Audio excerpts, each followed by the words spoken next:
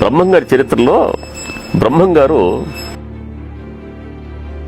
తాను ఈ బ్రాహ్మణుల వీధికి వెళ్ళినప్పుడు ఆ బ్రాహ్మణులు తమను అడ్డగిస్తారు. ఏమయ్యా, ఏవో ఇద్దరు శిష్యులు చేర్చుకున్నావు, సిద్ధయ్యని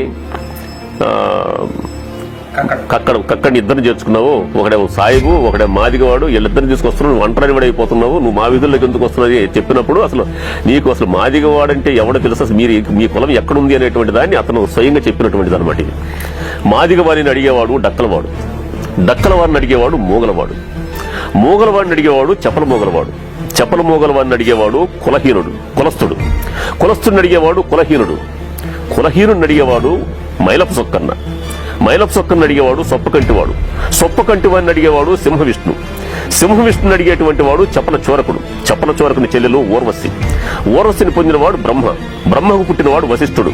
ఈ వశిష్ఠుడు కృతాయుగమున హరిశ్చంద్రుడు గురువు మరియు త్రేతాయుగమున శ్రీరామునికి కులగురువు అయ్యాడు. ఇక వశిష్ఠుని కథ చెప్దాం.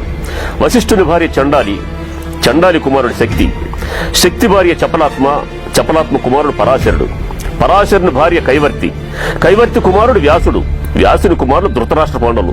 మీరు ఆ స్థానంలో ఉన్నటువంటి వాడు మాదిగోండి ఎందుకు విమర్శిస్తావాయను అని చెప్పేసి వాళ్ళకి ప్రశ్నించేసి వాళ్ళ చేత నమస్కారం చేయించుకున్నటువంటి మహానుభావుడు ఈ వీరబ్రహ్మేంద్ర స్వామి గారు.